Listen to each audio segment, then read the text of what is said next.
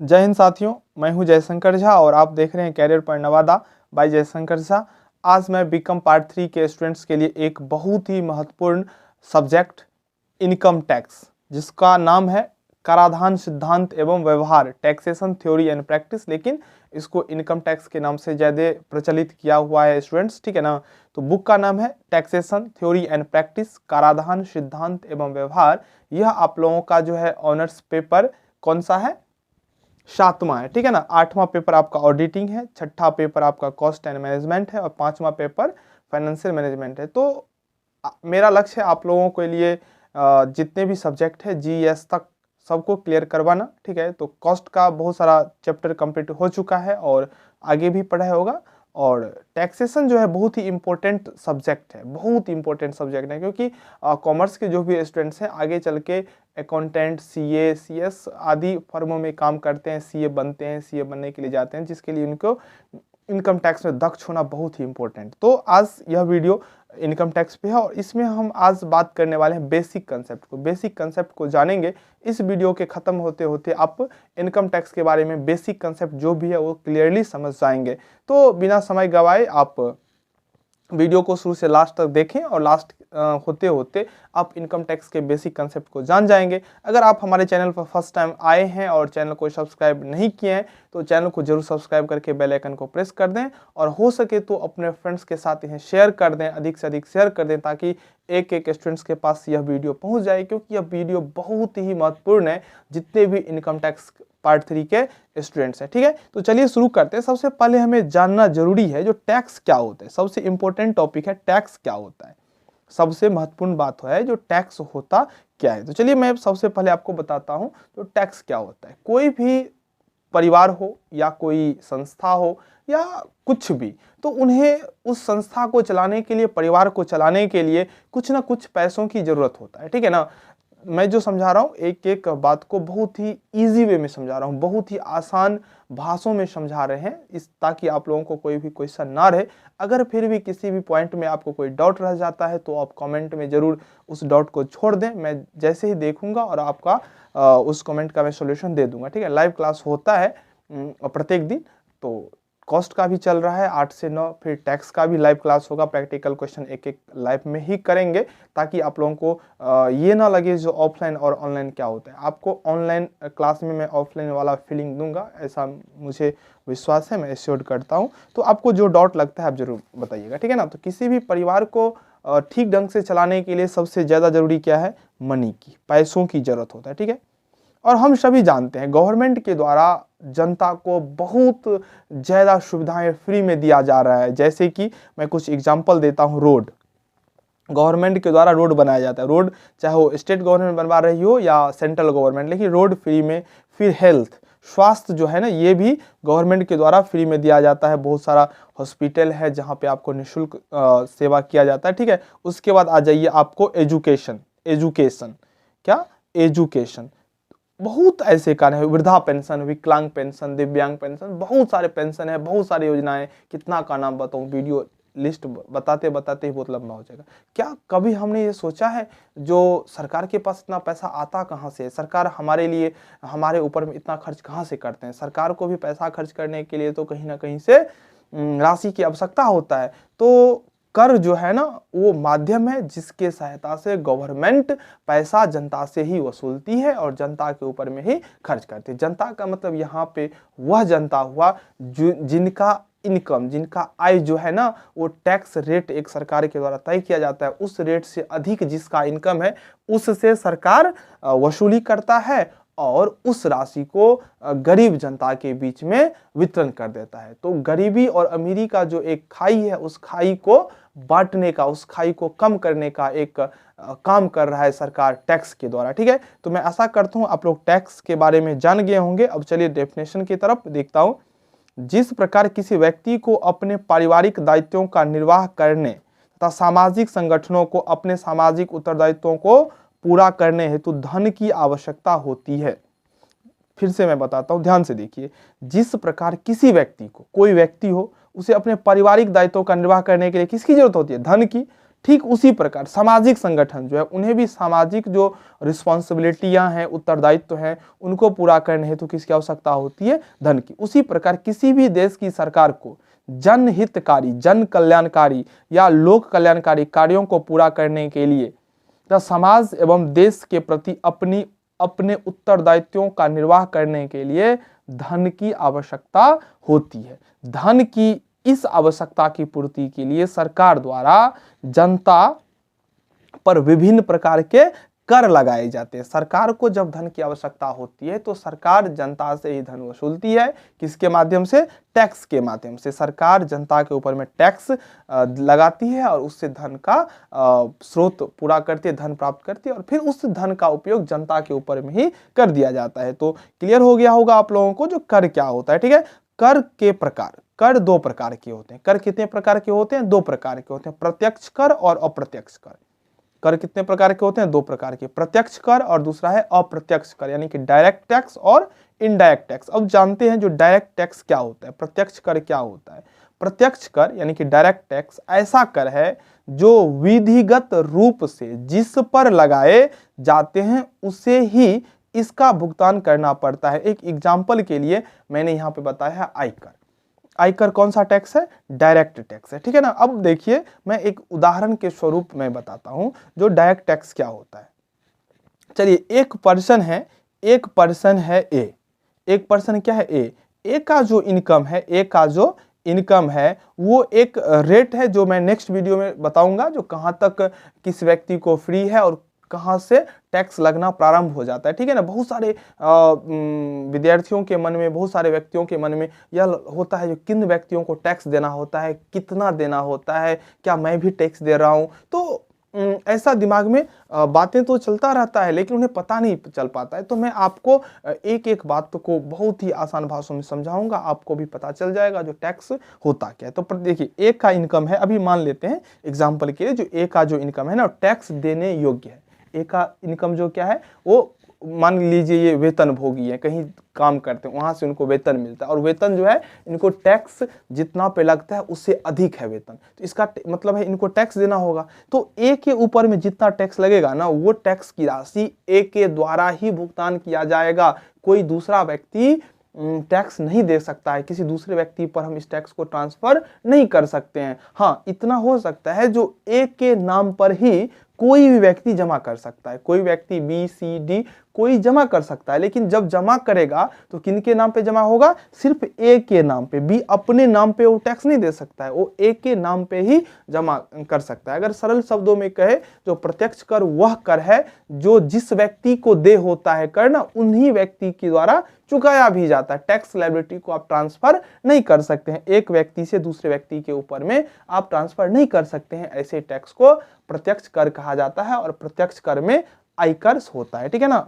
तो आपको पढ़ना भी है इनकम टैक्स। ठीक है ना। तो आपको डायरेक्ट टैक्स ही पढ़ना है। दूसरा होता है अप्रत्यक्ष कर। दूसरा क्या है? अप्रत्यक्ष कर, इनडायरेक्ट टैक्स। अप्रत्यक्ष कर ऐसा कर है जो एक व्यक्ति पर लगाए जाते हैं जबकि ये पूर्णतः या आंशिक रूप से दूसरे व्यक्ति द्वारा दिए जाते हैं। ये लगाया जाता है एक व्यक्ति के ऊपर में, लेकिन वो व्यक्ति चाहे तो उस टैक्स को ट्रांसफर कर सकते हैं। एग्जाम्पल के लिए मैं बताता हूँ, अप्रत्यक्ष कर जितने भी व्यक्ति हैं अगर 1 रुपया का सुई खरीदते हैं तो उनके द्वारा भी टैक्स का भुगतान किया जाता है। कोई हवाई जहाज खरीदते हैं वो भी टैक्स देते हैं, कोई एक सुई खरीदता है जो सबसे कम दाम का है उसको द्वारा भी टैक्स दिया जाता है, कोई वस्त्र खरीदते हैं उनके द्वारा भी टैक्स दिया जाता है। तो इनडायरेक्ट टैक्स सबके द्वारा भुगतान किया जाता है। हम सभी जितने लोग हैं ना सबके द्वारा टैक्स का भुगतान किया जाता है और टैक्स जो होता है वो अप्रत्यक्ष कर होता है। ठीक है ना।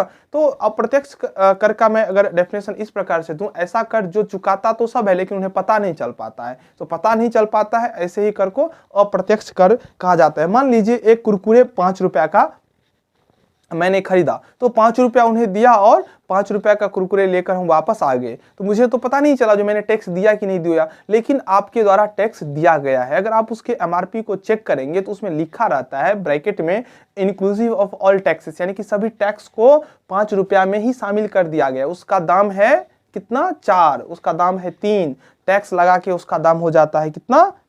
5। तो हम सभी व्यक्तियों के द्वारा टैक्स चुकाया जाता है, बल्कि हमको पता नहीं होता है। तो जो टैक्स हम देते हैं परंतु हमें पता नहीं होता है, पता नहीं चल पाता है, ऐसे कर को ही हम अप्रत्यक्ष कर कहते हैं, ठीक है ना। अप्रत्यक्ष कर को हम एक व्यक्ति से दूसरे व्यक्ति के ऊपर में हस्तांतरित कर सकते हैं। उदाहरण के लिए मैं बता रहा हूं, जो अभी कुरकुरे का बात मैंने किया, तो कुरकुरे का ही एग्जाम्पल लेता हूं। मैंने 5 रुपया देकर एक कुरकुरे खरीदा, उस कुरकुरे को हम रास्ते में आते वक्त किसी और के हाथों बेच दिया। तो जब मैंने कुरकुरे परचेज किया तो दुकानदार को 5 रुपया दिया, टैक्स का भुगतान मैंने वहां पे कर दिया। लेकिन जब रास्ते में हम उस कुरकुरे को किसी और व्यक्ति के हाथों सेल कर दिया, तो अब टैक्स का जो मैंने भुगतान किया वह उस व्यक्ति से मैंने वसूल लिया। अब उस कुरकुरे पे लगने वाले टैक्स का भुगतान कौन किया? जिससे हमने बेचा। अब अगर वो व्यक्ति उस कुरकुरे को खा लेता है तो टैक्स का भुगतान उस व्यक्ति के द्वारा किया गया। अगर वो भी किसी और के हाथ बेच देगा ना, तो टैक्स का ट्रांसफर वो भी कर दिया।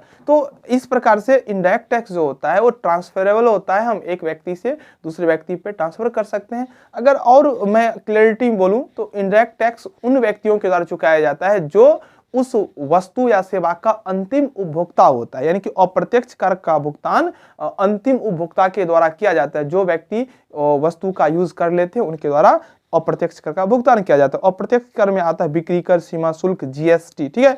चलिए अब आगे बढ़ते, हम लोगों को पढ़ना है आयकर। हम लोगों को क्या पढ़ना है? यहाँ पे इनकम टैक्स जो कि डायरेक्ट टैक्स है, ठीक है। आयकर 2 शब्दों के योग से बना है, 2 शब्दों के योग से बना है। पहला आय और दूसरा कर।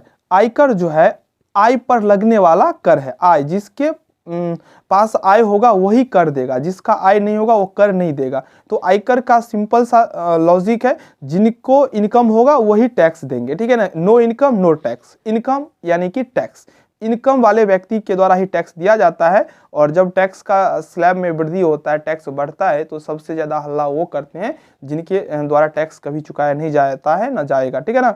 तो आयकर 2 शब्दों के योग से बना है, आय एवं कर, अर्थात आय पर लगने वाला कर। हम कह सकते हैं आयकर एक प्रत्यक्ष वार्षिक कर है, 1 वर्ष में चुकाया जाता है, जो किसी व्यक्ति द्वारा गत वर्ष में अर्जित या प्राप्त, अर्जित मतलब कमाया और प्राप्त मतलब उन्होंने पा लिया, अर्जित या प्राप्त शुद्ध कर योग्य आय। कर योग्य आय क्या होता है आगे चल के मैं बताऊंगा। नेट टैक्सेबल इनकम पर चालू कर निर्धारण वर्ष में निर्धारित आयकर की दरों से गणना करके केंद्रीय सरकार द्वारा वसूल किया जाता है। तो यहाँ से 2-3 बातें मुझे पता चला, मैंने जाना क्या क्या। तो आयकर क्या है? एक प्रत्यक्ष वार्षिक कर है जो व्यक्ति के द्वारा चुकाया जाता है किस इनकम पर? अर्जित या प्राप्त शुद्ध कर योग्य आय, जो उनका टैक्सेबल इनकम होगा। अगर इनकम उनका टैक्स का जो रेट है उससे नीचे ही है इनकम, तो उनके द्वारा टैक्स नहीं दिया जाएगा, ठीक है ना। कब दिया जाता है? चालू कर निर्धारण वर्ष में, ठीक है ना।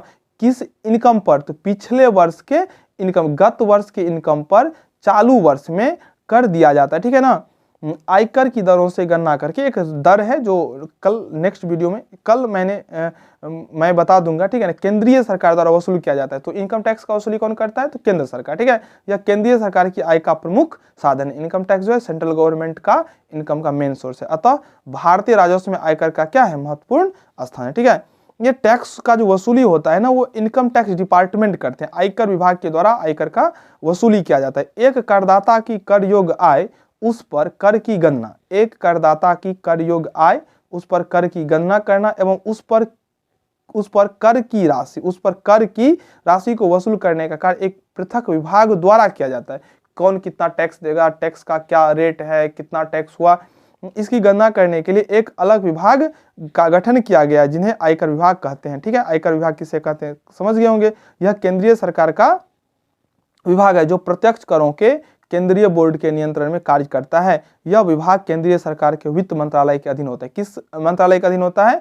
तो वित्त मंत्रालय के अधीन, फाइनेंस मिनिस्ट्री के अंतर्गत यह आयकर विभाग काम करता है, ठीक है। आयकर की प्रमुख विशेषताएं जानते हैं। अगर आपको हमारा प्रयास अच्छा लग रहा है तो आप इस वीडियो को जरूर लाइक कर दें और अधिक से अधिक इस वीडियो को शेयर कर दें, ताकि जितने भी जरूरतमंद स्टूडेंट्स हैं उनके पास तक यह वीडियो पहुंच जाए। मैं टैक्स को बहुत ही आसान भाषाओं में समझाऊंगा, बस टैक्स समझने की ही चीज़ें, रटने की चीज़ नहीं, समझ जाएंगे तो इजी वे में बन जाएगा। देखिए चलिए आयकर की विशेषता क्या। पहला, आयकर एक प्रत्यक्ष कर है। जान रहे हैं, बहुत बार मैं बता चुका हूँ प्रत्यक्ष कर क्या होता है। जब कोई कर किसी व्यक्ति पर लगाया जाता है और वही व्यक्ति उसका भार सहन करता है, जिसके ऊपर में यह कर लगता है और उन्हीं व्यक्ति के द्वारा वो कर चुकाया जाता है, तो ऐसे कर को प्रत्यक्ष कर कहते हैं। देखिए दूसरा विशेषता क्या है, जो आयकर एक केंद्रीय कर है, ये सेंट्रल गवर्नमेंट के द्वारा लगाया जाने वाला टैक्स है। ठीक है, आगे है आयकर गत वर्ष की शुद्ध कर योग्य आय पर लगाया जाता है, यानी कि पिछले वर्ष जो मैंने कमाया उस पर करंट ईयर में टैक्स दिया जाता है। ठीक है, चौथा है कर मुक्त सीमा। आयकर अधिनियम में करदाता की शुद्ध कर योग्य आय का एक हिस्सा कर से मुक्त होता है। जितना इनकम आपने कमाया उसका एक पोर्शन आपको टैक्स फ्री हो जाएगा, यानी कि उस पर आपको टैक्स नहीं देना होगा।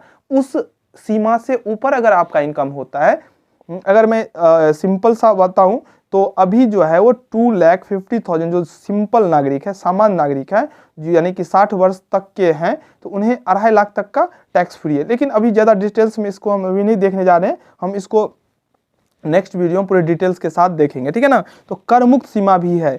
आयकर अधिनियम में करदाता के शुद्ध कर योग्य आय का एक हिस्सा कर से मुक्त होता है, उस पर टैक्स नहीं लगता है, और उस निर्धारित हिस्से से अगर ऊपर होता है तो उस पर टैक्स लगता है, और उस निर्धारित सीमा से नीचे होता है तो वो कर मुक्त होता है, उस आय पर कर नहीं लगता है। ठीक है, पांचवा जो है आयकर प्रत्येक करदाता द्वारा देय है। आयकर प्रत्येक करदाता व्यक्ति, फर्म, कंपनी, हिंदू अविभाजित परिवार द्वारा देय होता है।